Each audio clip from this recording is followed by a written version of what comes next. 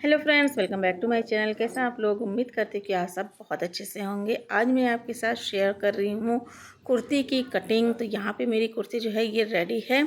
अब यहाँ पे जो कुर्ती की कटिंग में यहाँ पे था मेरा गला बना हुआ, फ्रंट का गला बना हुआ था, और ये जो मेरी कुर्ती का साइज़ था उस कुर्ती के साइज़ से चौड़ाई भी ज़्यादा थी इसकी। तो किस तरह से इसकी बैक की कटिंग करेंगे और फिर उसके बाद में फ्रंट की कटिंग करेंगे कि हमारा जो है गला बिल्कुल इक्वल आ जाए। तो चलिए स्टार्ट करते हैं वीडियो को। तो यहाँ पे सबसे पहले मैंने बैक पार्ट लिया है। बैक पार्ट लेने के बाद में यहाँ पे लंबाई का मेज़रमेंट लगाएंगे। मेज़रमेंट लगाने के बाद में लेंगे शोल्डर है 7 इंच, आधा इंच लेंगे सिलाई मार्जिन स्लीव को जोड़ने का, पौने 1 इंच का ऊपर की तरफ निशान लगाएंगे शोल्डर डाउन का। अब यहाँ पे हम लेंगे गले की विड्थ। गला मैंने काफ़ी छोटा रखा है, तो पौने तीन इंच गले की चौड़ाई है और 3.5 इंच गले की गहराई है। और ये मेरा बैक वाला गला है क्योंकि फ्रंट का तो बना ही था। अब इस तरह से निशान लगा करके गुलाई दे देंगे। अब इंची टेप को शोल्डर के पास रखेंगे।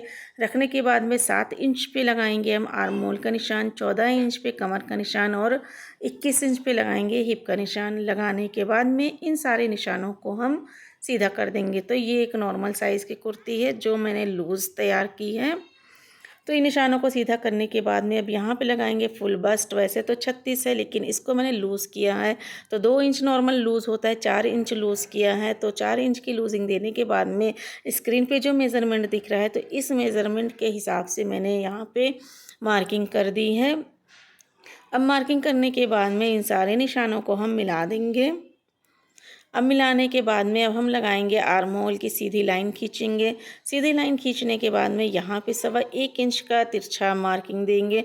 मार्किंग देने के बाद में यहाँ पे बैक के आर्म होल की गुलाई दे देंगे। अब गुलाई देने के बाद में सबसे पहले हम बैक के पार्ट की कटिंग कर लेंगे। अब यहाँ पे देख सकते हैं पूरा बैक पार्ट कट हो चुका है। अब यहाँ पे फ्रंट वाला देख सकते हैं, यहाँ पे मेरा गला बना हुआ है। अब फ्रंट वाले को हम लेस से एक दूसरे से मिला करके रखेंगे क्योंकि इसमें बीच में भी लेस अटैच है। तो इस तरह से मिला करके रखेंगे। अब मिला करके रखने के बाद में देखिए हमें किस तरह से इसका निशान लगाना है। अभी हमें बैक वाले गले में पट्टी लगानी है, तो हमें जितनी पट्टी लगानी है उतना मार्जिन हम फ्रंट वाले गले के बाहर करेंगे और शोल्डर का निशान लगा देंगे जितना हमने कट किया है। अब शोल्डर का निशान लगाने के बाद में देखिए कुर्ती हमारी लूज़ थी, पीछे मतलब फ्रंट का और ज़्यादा लूजिंग आ रहा था। तो अब हम करेंगे कुर्ती को इक्वल। अब इक्वल करने के बाद में यहाँ पे निशान लगा देंगे। अभी हम बैक के बराबर ही पूरा निशान लगाएंगे। तो यहाँ पे निशान हमारा हो चुका है। अब इस निशान को लगाने के बाद में हमें अपना फिर से चेक करना है फुल बस्ट। अब यहाँ पे जितना भी हमने उसमें रखा था उतना ही हम निशान लगा देंगे और शोल्डर में 1/2 इंच का पहले निशान लगाएंगे इसको डाउन करने का। अब यह निशान लगाने के बाद में यहाँ पे देखिए शोल्डर की हमने आर्म होल की सीधी मार्किंग करनी है। सीधी मार्किंग करने के बाद में यहाँ पे गहराई दे देंगे क्योंकि जो हमने आर्म होल का निशान लगाया था वो हमारा बैक आर्म होल का था। अब इस तरह से देखिए निशान लगाने के बाद में अब यहाँ पे हम कर देंगे कटिंग।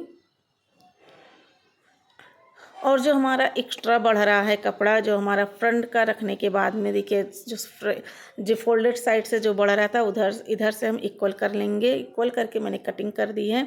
अब लेंगे हम स्लीव मुझे रखनी है 21 इंच लंबी, आधा इंच सिलाई मार्जिन रखेंगे और 3 इंच का इसमें डाउन देंगे। डाउन देने के बाद में इस तरह से कुछ मेरा 4 जॉइंट आ रहा है। अब नीचे लेस लगी है तो हमें यहाँ पे 4 जॉइंट देना है।